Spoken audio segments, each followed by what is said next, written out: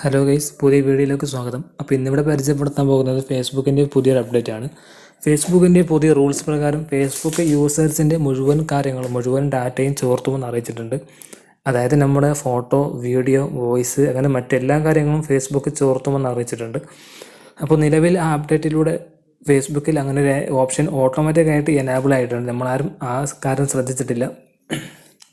അപ്പോൾ ഇന്ന് പറയാൻ പോകുന്നത് ആ ഓപ്ഷൻ എങ്ങനെ ഡിസേബിൾ ചെയ്യാമെന്ന്, നമ്മുടെ ഡാറ്റകൾ എങ്ങനെ ചോരാതെ സേഫായി വെക്കാമെന്നുള്ളതാണ്. അത് നിങ്ങൾ ചെയ്യേണ്ടത് ജസ്റ്റ് ഒന്ന് ഫേസ്ബുക്ക് ഓപ്പൺ ചെയ്യാം.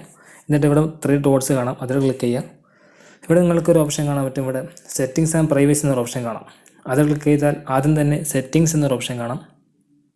എന്നിട്ട് താഴെ സ്ക്രോൾ ചെയ്യുമ്പോൾ നിങ്ങൾക്ക് ഇവിടെ ഡാർക്ക് മോഡിന് താഴെയായിട്ട് ക്യാമറ റോൾ, ഷെയറിംഗ്, സജഷൻ എന്നൊരു ഓപ്ഷൻ കാണാം. ഈ ഒരു ഓപ്ഷനാണ് മെയിനായിട്ട്. അപ്പോൾ ഇതാണ് നിങ്ങൾ ശ്രദ്ധിക്കേണ്ട ഒരു ഓപ്ഷൻ. അപ്പോൾ ഈ ഓപ്ഷൻ ക്ലിക്ക് ചെയ്യുക. ശേഷം നിങ്ങൾക്ക് ആദ്യം 2 ഓപ്ഷൻ കാണാൻ പറ്റും. Custom sharing suggestion from your camera റോളും get camera roll suggestion when your browsing Facebook എന്നൊരു ഓപ്ഷൻ. 2 ഓപ്ഷൻ ഓട്ടോമാറ്റിക്കായിട്ട് എനാബിൾ ചെയ്തതായിട്ട് കാണാം. നമ്മളാരും എനാബിൾ ചെയ്തതല്ല, ഫേസ്ബുക്ക് തന്നെ പുതിയ അപ്ഡേറ്റിലൂടെ ഓട്ടോമാറ്റിക്കായിട്ട് എനാബിൾ ചെയ്യിപ്പിച്ചതാണ്. അപ്പോൾ നമ്മൾ ചെയ്യേണ്ടത് ഈ 2 കാര്യങ്ങൾ, 2 ഓപ്ഷൻ ഡിസേബിൾ ചെയ്യണം. അല്ലെങ്കിൽ നിങ്ങളുടെ എല്ലാ വിവരങ്ങളും ഫേസ്ബുക്ക് ചോർത്തുന്നതാണ്.